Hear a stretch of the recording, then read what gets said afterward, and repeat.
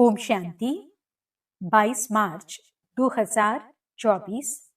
मीठे प्यारे बाबा के आज के मधुर महावाक्य। आज की मूली के कुछ विशेष पॉइंट्स। आज बाबा हमें समझाते कि हम बच्चों को अपनी बुद्धि बाहर से निकाल अंतर्मुखी रहने का अभ्यास करना है। लौकिक कार्य करते देही अभिमानी रहना है। आवश्यकता से ज्यादा बातचीत नहीं करनी है। किसी में भी अवगुण नहीं देखने हैं। पढ़ाई से कभी भी रूठना नहीं है। ईश्वरीय सेवा कर अपना ऊंच भाग्य बनाना है। तो चलिए सुनते हैं आज की बाबा की मीठी प्यारी मुरली। ओम शांति। बाबा कहते, मीठे बच्चे, जितना समय मिले अंतर्मुखी रहने का पुरुषार्थ करो।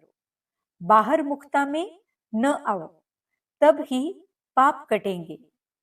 प्रश्न, चढ़ती कला का पुरुषार्थ क्या है जो बाप हर बच्चे को सिखलाते हैं?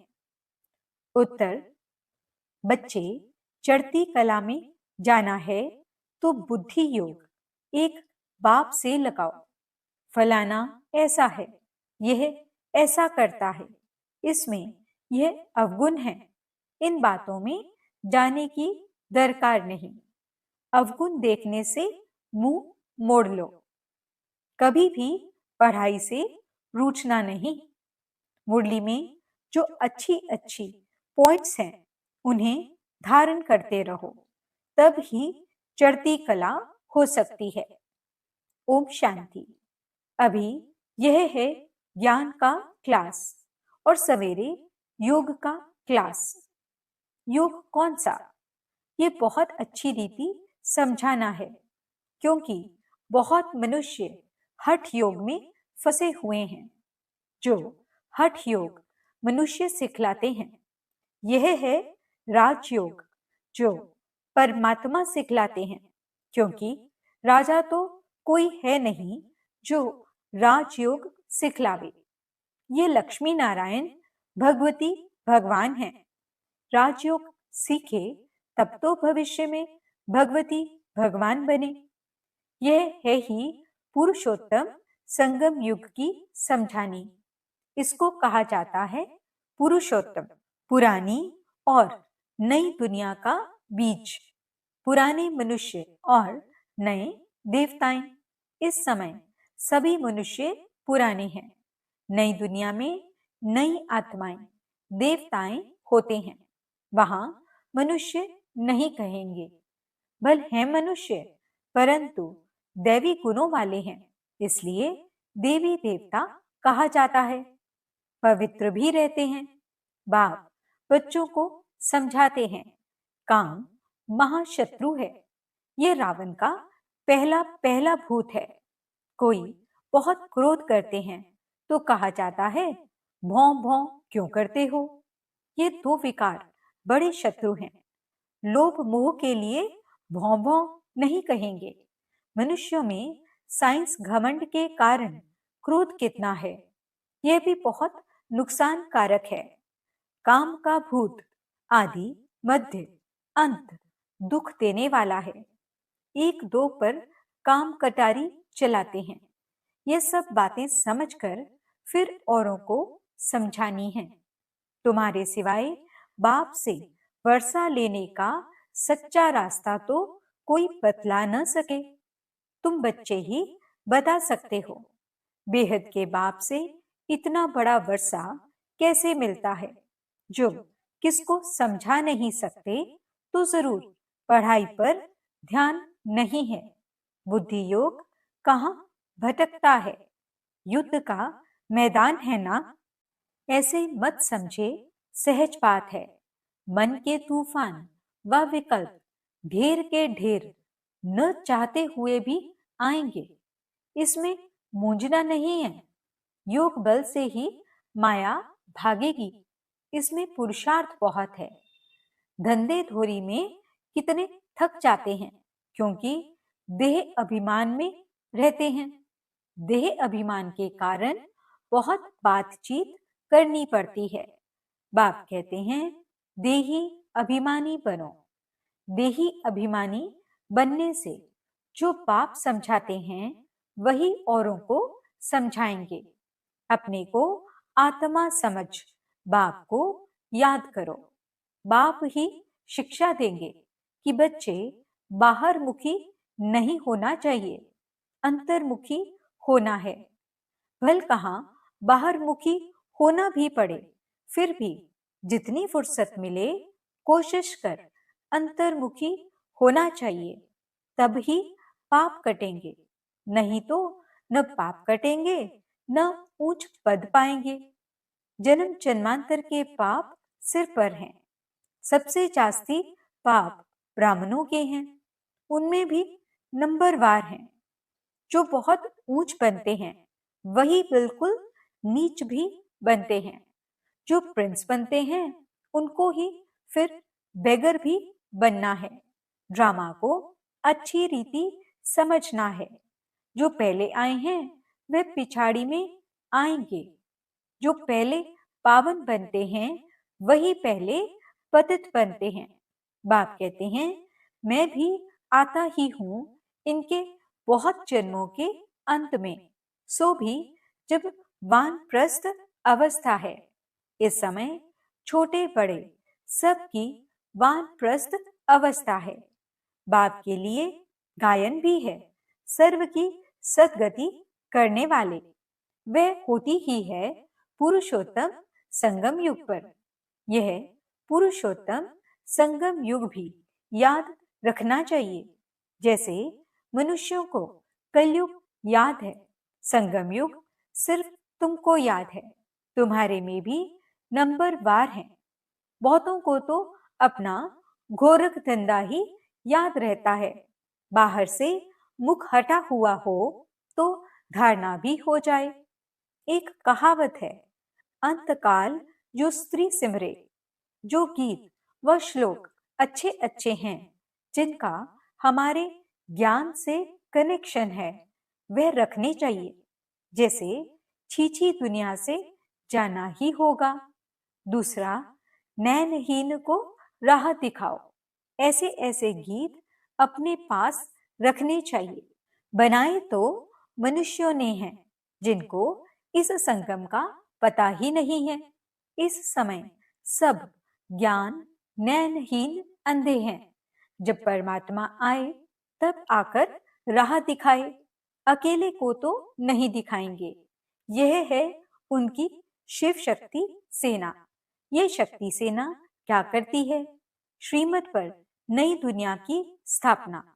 तुम भी राजयोग सीखते हो, जो भगवान के सिवाय कोई सिखला न सके। भगवान तो निराकार है, उनको तो अपना शरीर है नहीं। बाकी जो भी हैं सब शरीरधारी हैं। ऊंचते ऊंच तो एक बाप ही है जो तुमको पढ़ाते हैं। यह तो तुम ही जानो। तुम्हारे में भी नंबरवार है तो तुमको वार्निंग देनी चाहिए। बड़े बड़े अखबार में डालना चाहिए। मनुष्य जो योग सिखलाते हैं वह है हठ योग। राजयोग एक परम पिता परमात्मा बाप ही सिखलाते हैं, जिससे मुक्ति जीवन मुक्ति मिलती है। हठ योग से दोनों नहीं मिलते। वह है हठ योग जो कि परंपरा से चला आता है, पुराना है। यह राजयोग सिर्फ संगम युग पर बाप सिखलाते हैं। बाबा ने समझाया है, जब भाषण करते हो तो टॉपिक्स निकालनी चाहिए, परंतु ऐसे करते नहीं हैं। श्रीमत पर चलने वाले बहुत थोड़े हैं। पहले भाषण लिखो, फिर पक्का करो तो याद आएगा। तुमको ओरली भाषण करना है, तुमको पढ़कर तो सुनाना नहीं है। विचार सागर मंथन कर भाषण करने की ताकत उसमें रहेगी जो अपने को आत्मा समझकर फिर बोलते हैं। हम भाइयों को सुनाते हैं। ऐसे समझने से ताकत रहेगी। यह बहुत ऊंची मंजिल है ना, पान का बीड़ा उठाना मासी का घर नहीं है। जितना तुम रुस्तम बनेंगे उतना माया का भार होगा। अंगद व महावीर भी रुस्तम था। तब कहा रावण भी हमको हिलाकर दिखाए। ये स्थूल बातें नहीं, शास्त्रों में ये दंत कथाएं हैं। ये कान जो परमात्मा बाप का सुनहरी ज्ञान सुनने वाले थे, वह दंत कथाएं सुन सुनकर एकदम पत्थर बन गए हैं। भक्ति मार्ग में माथा भी घिसाया तो पैसा भी गंवाया। सीढ़ी नीचे ही उतरते आए। 84 जन्मों की भी कहानी है ना। जो भी भक्ति की है नीचे ही उतरे हैं। अब बाप ऊपर चढ़ना सिखलाते हैं। अब तुम्हारी चढ़ती कला है। अगर बुद्धि योग बाप के साथ नहीं लगाएंगे तो जरूर नीचे ही गिरेंगे। बाप को याद करते हो तो ऊपर चढ़ते हो। मेहनत है बहुत, परंतु बच्चे गफलत करते हैं। धंधे में बाप को और नॉलेज को भूल जाते हैं।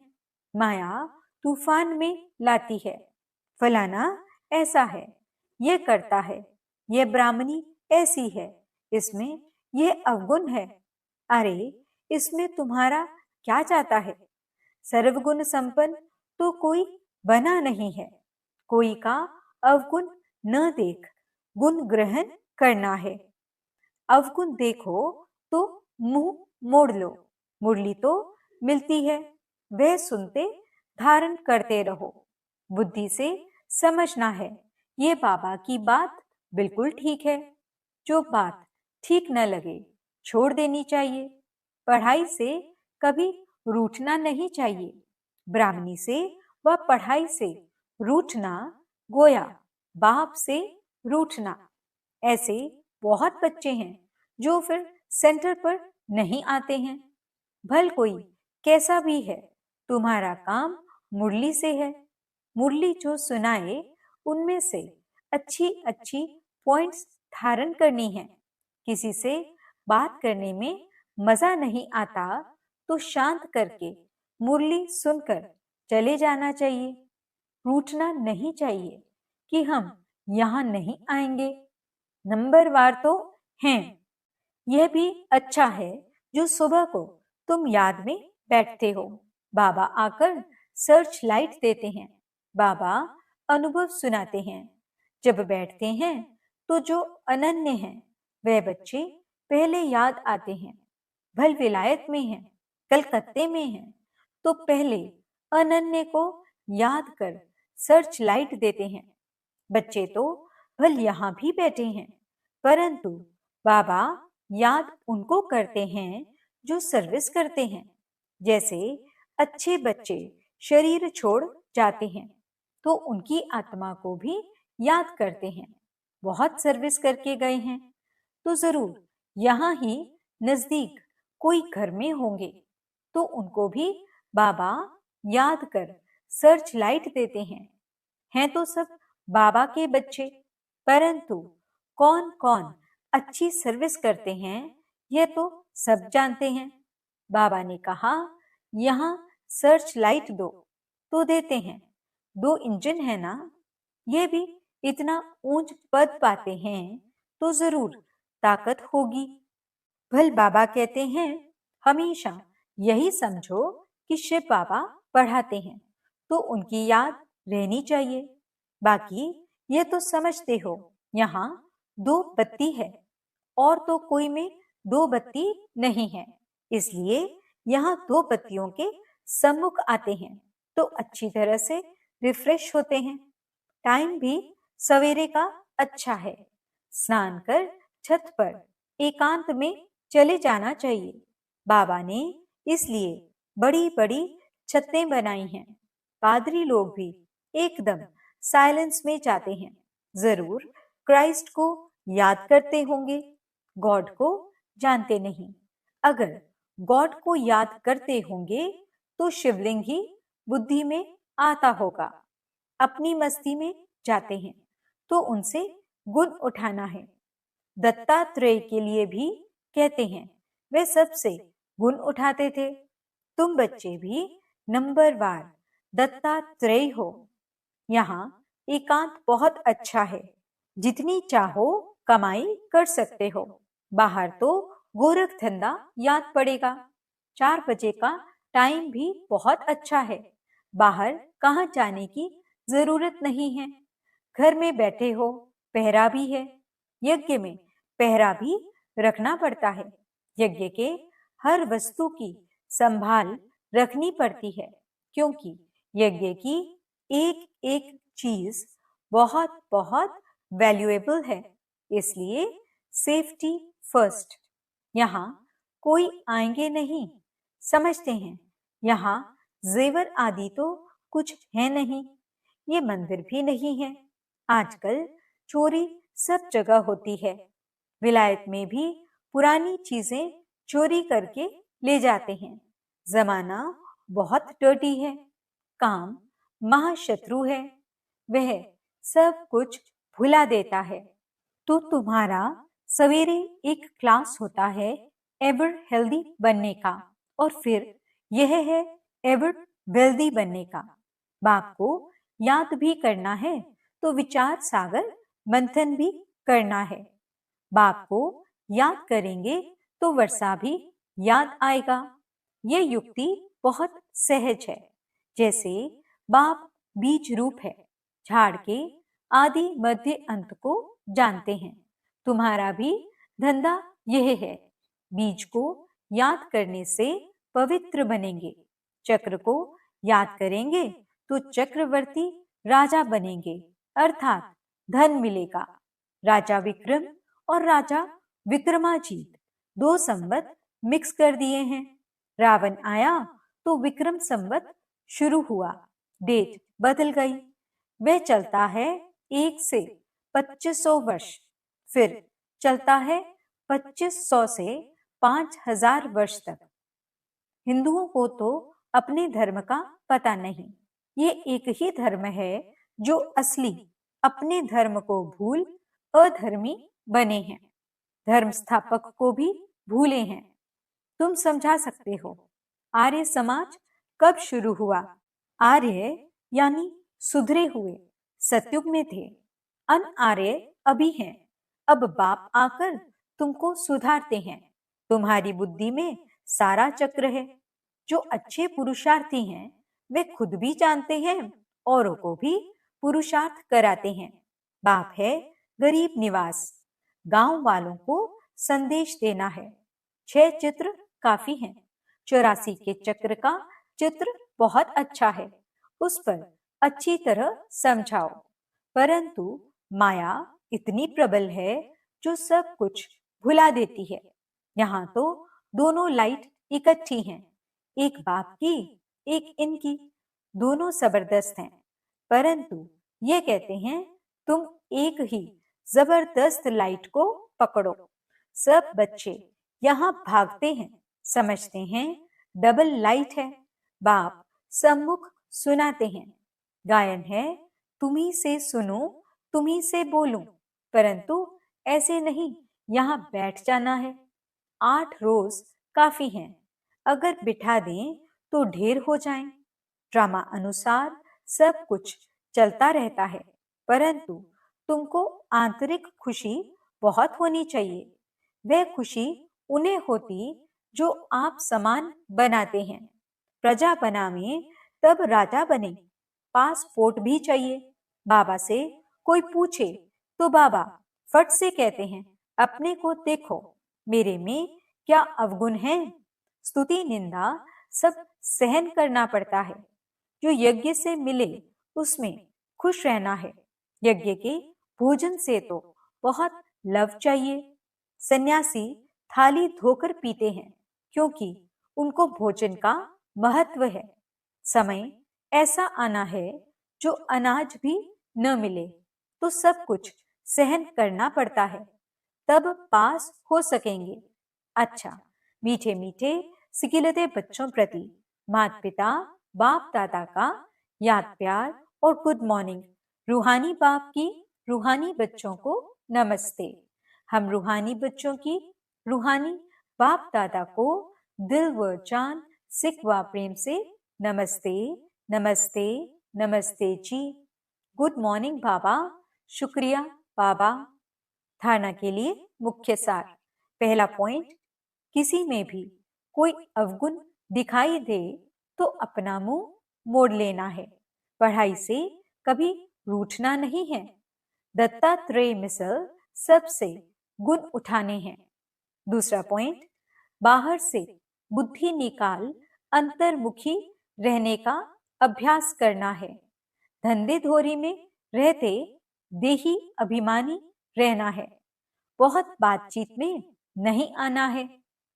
वरदान, ईश्वरीय सेवा के बंधन द्वारा समीप संबंध में आने वाले रॉयल फैमिली के अधिकारी भव। ईश्वरीय सेवा का बंधन नजदीक संबंध में लाने वाला है। जितनी जो सेवा करता है उतना सेवा का फल समीप संबंध में आता है। यहाँ के सेवाधारी वहाँ की रॉयल फैमिली के अधिकारी बनेंगे। जितनी यहाँ हार्ड सेवा करते उतना वहाँ आराम से सिंहासन पर बैठेंगे, और यहाँ जो आराम करते हैं वह वहाँ काम करेंगे। एक एक सेकंड का, एक एक काम का हिसाब किताब बाप के पास है। स्लोगन, स्व परिवर्तन द्वारा विश्व परिवर्तन का वाइब्रेशन तीव्र गति से फैलाओ। ओम शांति।